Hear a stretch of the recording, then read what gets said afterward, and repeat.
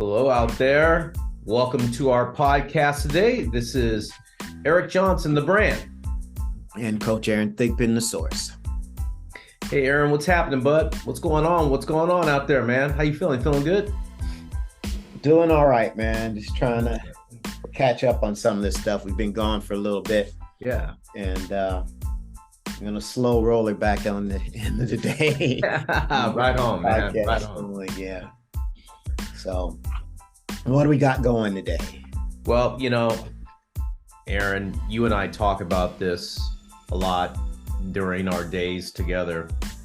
And our subject today we're going to talk about is, are you open to being coached? Yeah. Yeah, it's something I've been kind of thinking about in the last couple of weeks because, it's going on winter break. A lot of the fall sports are ending. And I'm getting, a lot of new inquiries. Kids who finish their season, they want to start training. And, it's funny because you have athletes or parents, that call and they want to train, but I think sometimes they have their own preconceived notions on what that training should look like, and when it doesn't fit that, they can be resistant.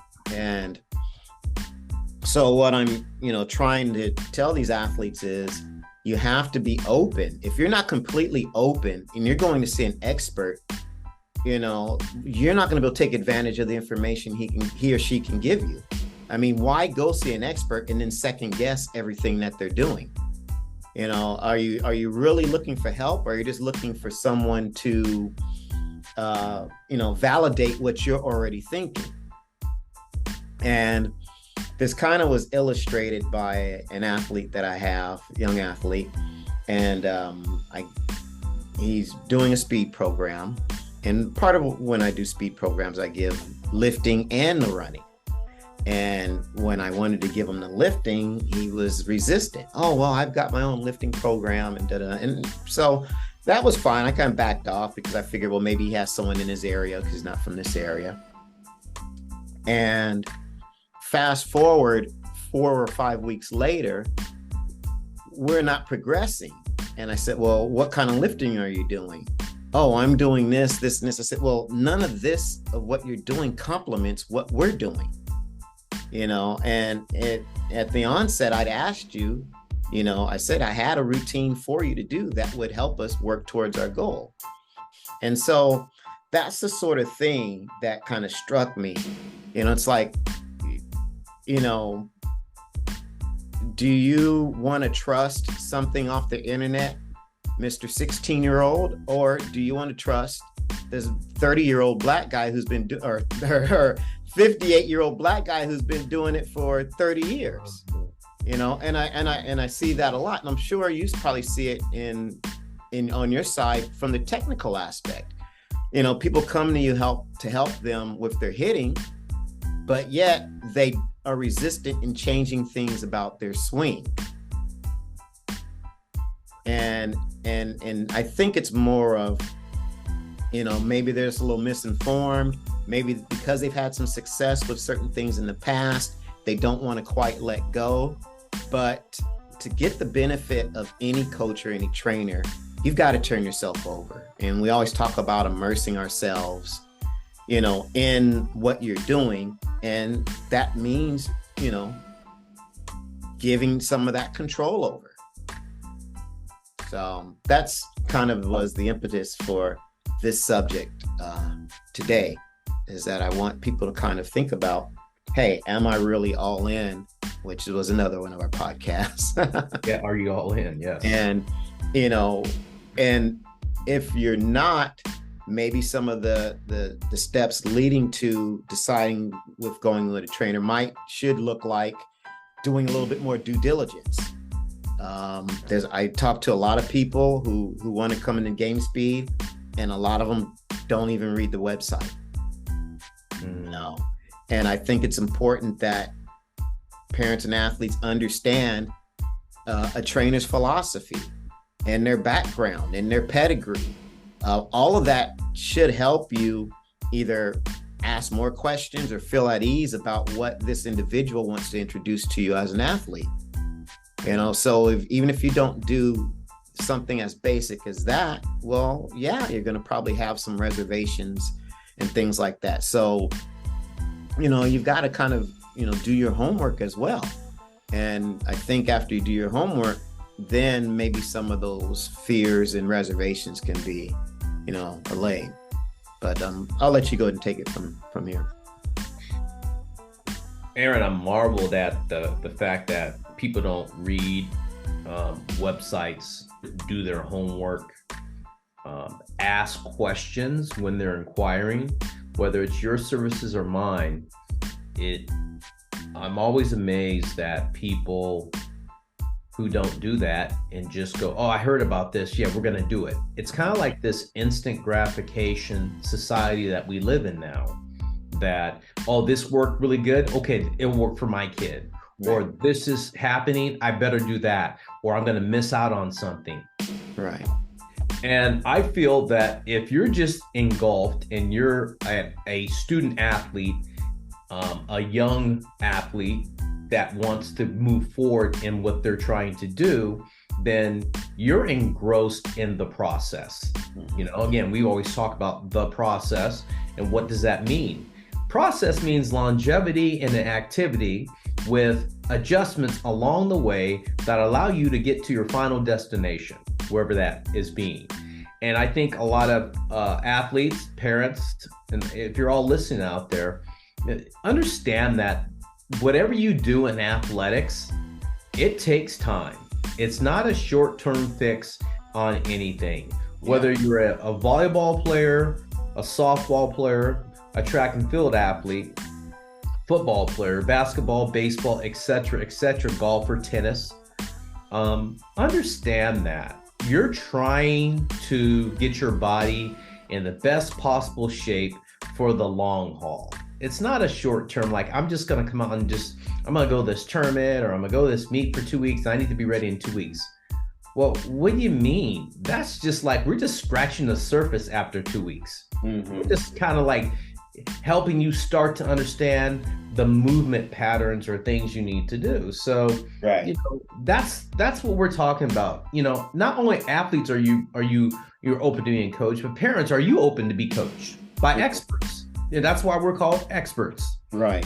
We're called experts because of our pedigree, as a term that I love that Aaron uses. Pedigree, our experience, the things that we've put in, not only teaching and training, but doing as professional athletes as we once were. I mean, that has to mean something to someone. And there's that experience that, you can't just get. You have to do it in order to feel it and be part of it. I think that's one thing that we bring to the party that makes our pedigree so strong, is that we've lived it, done it, coached it, trained it, and adjusted along the way to get our athletes where they needed to be. So, Aaron, I throw it back at you. Hey, parents, are you open to being coached? Yeah, and I think also, you got to look at what your motivation is for seeking out a coach or a trainer and that sort of thing. And failure is a big part of, our business. And, it's drives a lot of people. And I think sometimes when you've been having some failure, you're always worried about, okay, the last thing I did didn't work. Now, is this other thing, this new thing I'm going to do not work too? Is it going to fail also? And I think you've got to somehow shake that and treat every new experience as a new experience. And you can't kind of bring, that baggage from the prior relationship, he didn't treat me well, to the new relationship. All you're doing is making it harder for the next your next date, your next guy or whatever. So you got to kind of learn to leave that stuff behind. And like I said, look at each new experience as an opportunity and maybe this is the one. And, like you said, you got to give some of these things time. And I think because people are so worried about failing or this isn't working in the timeline that they're talking about, that they pull the ripcord. Right. And, maybe part of what your conversation can be is say, hey, well, what can we expect through this process? How long do you think it might take? That sort of thing. I do get that question a lot in terms of when do you think he's going to get better? Right. Everyone's that's different than, hey, explain to me the process. That sure is. That's completely different. That's not the same question. And I think once you understand the process and someone may be able to explain to you the ebbs and flows, and sometimes it's taking one step back to take two steps forward, and there may be a longer time horizon than what you expect, then at least at the beginning, that. And at the first point of adversity, you're not thinking, okay, this is, I'm in another bad program and we need to bail. Right. I think that's very important. And yes, us as trainers and coaches, can probably do a better job of explaining that process, but it's not always that cut and dry and that easy because everyone's busy and everyone's moving. But it doesn't hurt to ask it at some point, even if it's 2 or 3 weeks into the process or, a few sessions in the process. This way you have a clearer understanding and expectation. And you don't write it, you don't write set-offs as, oh, this is the beginning of failing. Or setbacks, excuse me. Setback. As beginning of failing. I had a kid who, I can't remember how many miles an hour we put on during the off season into the high school season after our throwing program. I think maybe 4 to 6 miles an hour. Right. And this kid still wants to, he's looking for velocity improvements in, July, August. And he's frustrated and he's like, well, you're not going to get those jumps in July and August. Your arm is tired. But what they, again, without being always have that conversation, articulate, they think, oh, well, this didn't work. And it's like, well, no, you have to wait until next year for that next 4, The next 4 miles per hour. 4 miles an hour, because now you've still got to go back and do another 4-month, 5-month off-season program. Right. You've hit the ceiling of what you can get out of your body this year. That's it. Because that timeline may not match what you want, it's still how things work. And so, like I said, athletes will have that sort of experience and think, oh, well, it doesn't work anymore. Or, I got to go find something new. And I don't think that's the right way to approach it. I mean, most of the coaches I've had throughout my years as an athlete, I had for 10 years, 15 years. You know what I'm saying? 20. I don't think there's a coach that I hadn't had that wasn't a multi-year coach, 5, 7, quite a bit of time. And like anything else, through that period of time, you have highs and then you have lows. Yeah, Aaron, I think you can have said any, but I want to backtrack a little bit about what you said, because this really stands out. Explaining the process versus when will I get better? Soon, like instantly. Yeah, I think that's really important. And I know you and I do this a lot, because we may not do it in the first session, but the second, third, or fourth session, after they've kind of got their feet on the ground, we might say something like, okay, you've been here for a little bit. How do you want to get better? Now that you kind of like have a feeling, what are your goals? And I'm amazed by this too. How many athletes don't have any goals? Like, what's the goal this year? And what are you trying to do? And I think that's part of, in the process of, are you open to being coached? Is that's something that we're saying that we think you should try to start thinking about.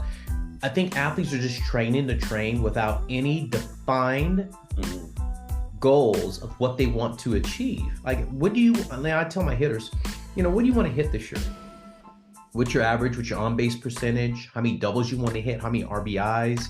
How many stolen bases? And then on the defensive side, say, hey, how many errors do you want to make this year? At your position, here's a good fielding percentage. Or what are you trying to do? I want to improve my range. Okay, now how's that going to equate into the game and make you that type of player? So, I think back to understanding the process and why you want to get better, goal setting, that's part of, are you open to being coached and understanding that's part of the equation. It just can't be, I'm just training to train. Yeah. Or I'm just coming to hit. Mm-hmm. What, you got to be open to understand what we're trying to teach. Like, we want you to have goals. Right. We want you to try to achieve this. And I think that's so important, and I think a lot of players, and I want to get back to this subject of being coached. And it goes back to, I always say, the COVID era. We're out of, I'm calling it, we're out of now. I won't say we're in it. We're out of now. But people went and looked at research. That's all they had time to do. They couldn't get outside. They started looking up stuff on the internet and say, okay, these guys say that must be something. That must mean something. 1 or 2, 3. It's not like they researched 30 hitting instructors or 30 sports performance coaches. They said, oh yeah, this looks good. Okay, this 1 or 2 guys here, and okay, that's what it is. Right. And then all of a sudden they became the expert about, well, my kid's doing this swinging, and I saw on the internet. Well, first of all, it's in a cage. It's not on the field. Yeah. And we're just talking about something that is stale. I'm talking about live hitting, talking about things that will happen in the game. Right. Experiences. This is not so stale, and the ball's not coming straight down the middle. It's not being tossed in this one specific spot. The ball is hitting so many different points on the plate that I can't explain to you how different it is. But through my experience in coaching, because we're asking you to be open to be coached, through my experience coaching and playing, hey, here are some of the things we think you need to understand, and this is the reasons why. So kind of, I wonder if that has something to do with it, Aaron, is that people during that COVID period were just, researching and figured that they were the experts. Yeah.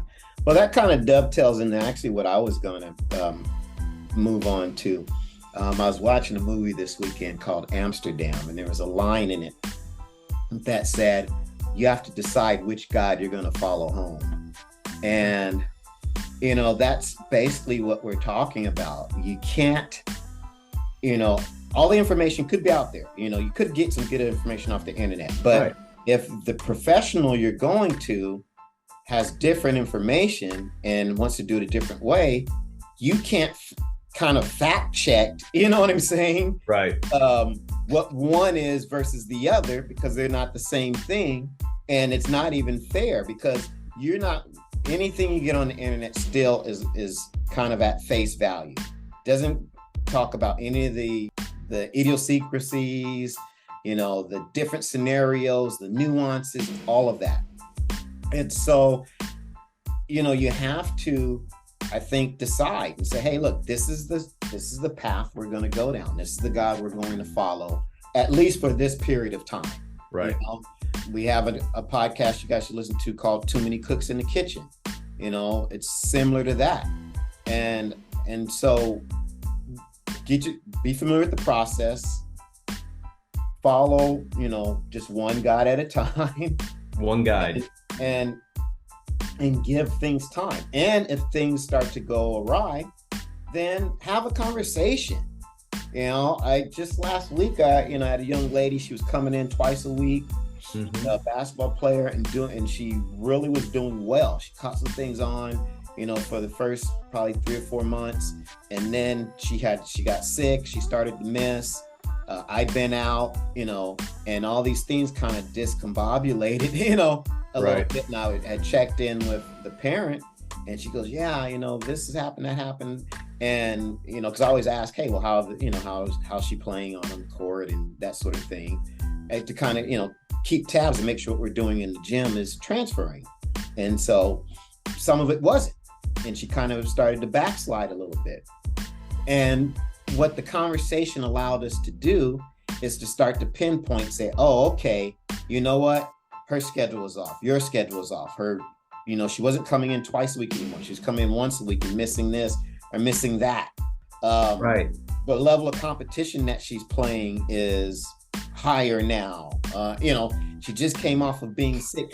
So now instead of, silently going away, complaining, we were able to sit down and troubleshoot. Oh, this is kind of what's been happening. Okay, well, now it makes sense.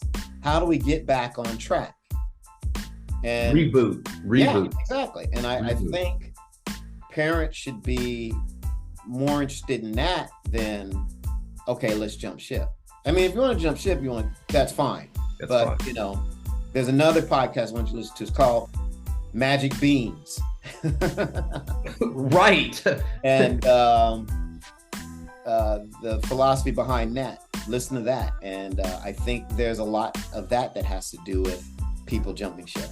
So again, in my experience, and most athletes that I've had or even know, professional athletes, they've been with their coaches for years. Yes. And that's through good and bad. It's not all good. Mm-hmm. And I think if you're going to kind of look, if you always have the grass is greener on the other side, you're never going to find that coach that can help you. Yeah. So, that's my 2 cents on it. Well said today, Aaron. I really like this subject. People don't really talk about a lot about, it's all interrelated. I think the podcasts that you heard, I hope you wrote them down, people out there, because I think those are very good, can help you in helping with your process with your athlete. So, Aaron, with that said, I think we've hit. Are you open? Are you being open to? Are you open? I should say, to being coached. So, with that said, Aaron, I just want to hit a couple bullet points about what we got coming up, man, here soon on what the brand and the source are doing over at GameSpeed. Parents out there, remember coming up here over the next probably 30 to 40 days, 60 days, we'll be doing a little seminar over there at GameSpeed, how to navigate travel ball. I think it'd be a great seminar for you guys to come on in and check out what Aaron and I have to say. How do you navigate your young athlete, in travel ball? So that was one thing. Stay tuned to us. We're going to have some projects coming up too, Aaron, regarding some of our heavy hitters, Rob Bruno, Ron Wotus. Some of those guys are going to be on some of our podcast, and check us up at Mic'd Up too, Aaron, Sounds great. With that said, I think that's it today, Aaron. But hey, this is the brand, Eric Johnson. And this is the source, Aaron Thigpen. We'll see you.